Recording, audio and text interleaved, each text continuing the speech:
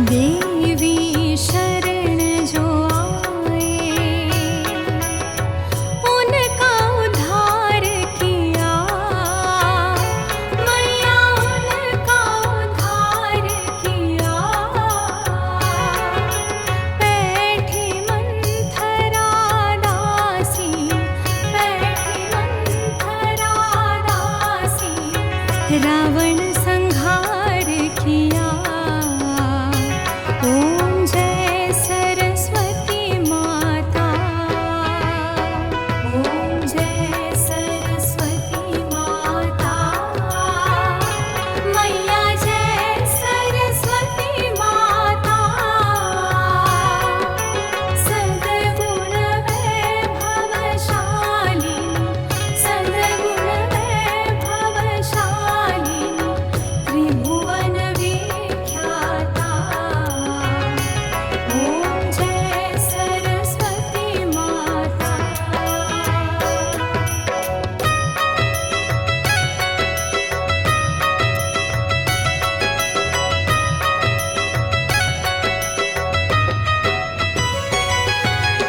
विद्या ज्ञान प्रदायिनी, ज्ञान प्रकाश भरो।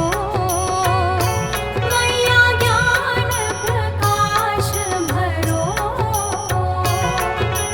मोह ज्ञान तिमिर का, मोह ज्ञान तिमिर का, जग से नाश करो। ओम जय सरस्वती माता, ओम जय सरस्वती माता, मैया जय सरस्वती माता। सद्गुण वैभवशालिनी, सद्गुण वैभवशालिनी, त्रिभुवन विख्याता। ओम जय सरस्वती माता।